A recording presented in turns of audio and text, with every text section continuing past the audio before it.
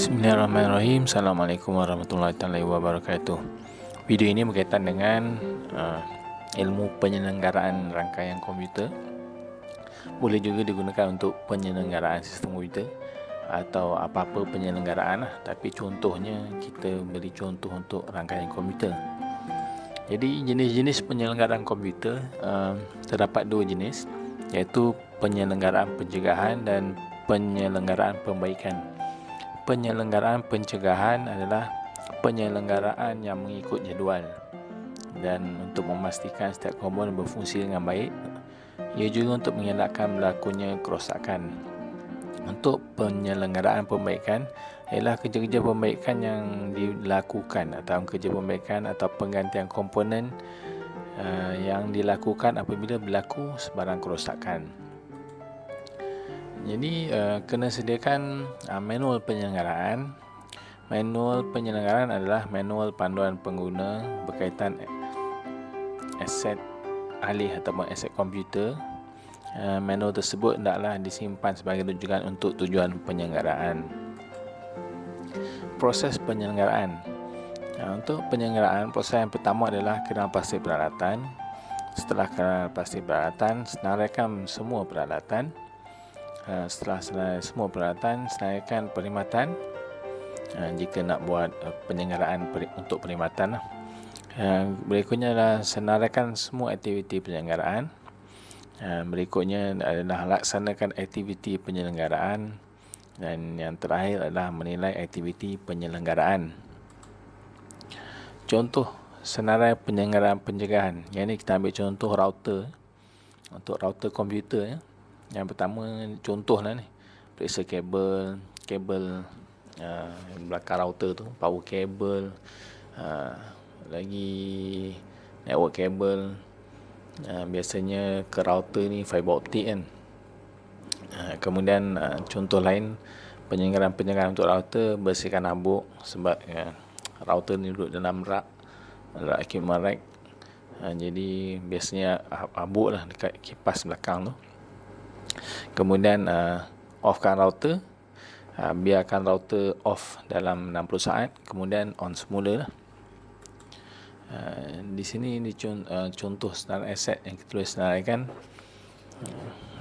Contoh senarai aset yang ni kita senaraikan mengikut nombor siri, ikut jenis peralatan tu, jenama peralatan, ada model, ada lokasinya dan juga tempoh penyelenggaraan. Ini contoh tuan-tuan boleh buat ikut senarai masing-masing.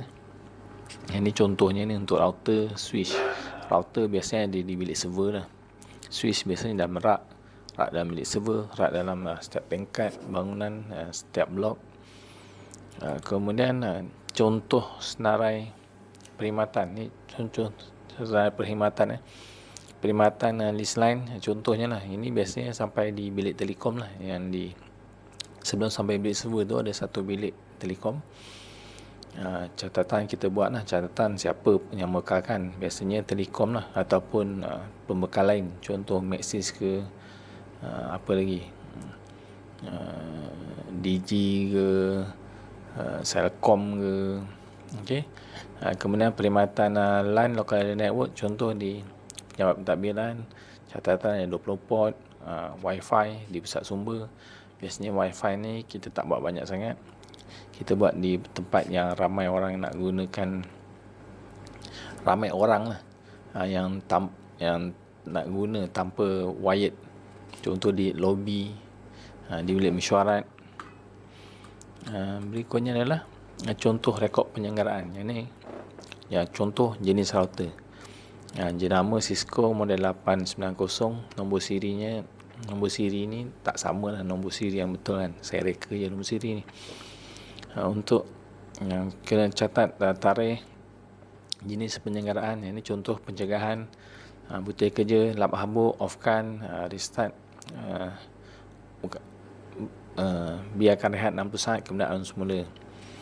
Okey, siapa yang buat pencegahan, catatkan nama dan tanda tangan. Kemudian menilai aktiviti pencegahan. Semua aktiviti pencegahan perlu ada penilaian. Kita nilai yang pertama, adakah matlamat tercapai, adakah router tadi kita dah maintain, adakah ia berfungsi dengan baik. Kemudian pastikan penyelenggaraan yang dilaksanakan adalah berkualiti. Kemudian untuk mengenal pasti penyelenggaraan seterusnya. Contoh, bila kita buat maintenance tadi, maintenance penyelenggaraan penjagaan, kita lihat mungkin